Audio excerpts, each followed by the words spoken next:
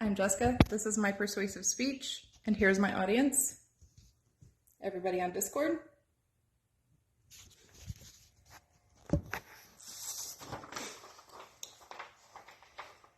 Imagine yourself getting divorced. Imagine being a man getting divorced, losing your house, paying alimony, paying childcare. Divorces happen in more than 50% of marriages these days. In this presentation aid that I have, you'll see that America is the number 4 on this list. And that's in the world in divorce rates. This is important to you because we all either know someone divorced or are divorced ourselves. Today, I will discuss the problems with divorce on the male sex, the financial burdens it puts them under, and some solutions to the problem. Let's begin by defining the hardships faced by men after divorce. Men give alimony and assets based on an outdated figuring. Men have a hard time after divorce when splitting assets and alimony. The figuring for alimony is outdated and irrelevant in today's modern working society. In an article from 2020 titled Economic Consequences of Divorce, a Review, it is mentioned after discussing issues with alimony.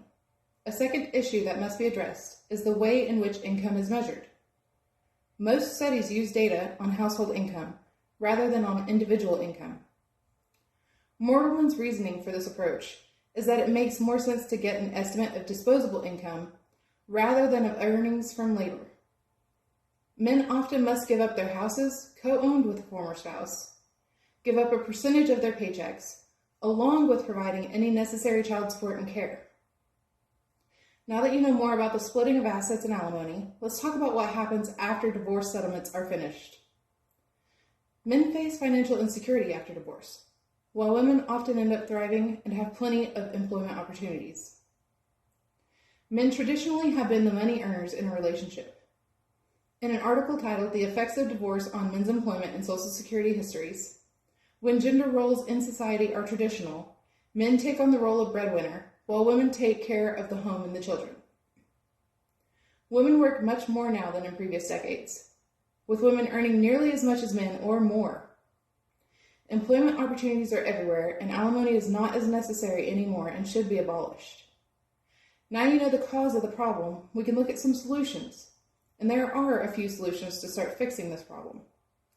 Divorce laws should be reevaluated to consider each spouse's individual income, instead of looking at the household income to determine the amount of spousal support one receives. At the national level, the opportunities for women need to be considered. In an article by Sonia Taneja, Empowerment and Gender Equality, the Retention and Promotion of Women in the Workforce, when looking at employment opportunities for women, stated, another significant factor is the growing number of females entering the workforce and the increased value placed on retaining female talent. Division of assets needs to be altered to be fair to both sexes equally to the amount of contribution in the marriage. Now, to wrap things up, I would urge you to try to put yourself into or share your voice from the male perspective and try to envision what it would be like to get divorced.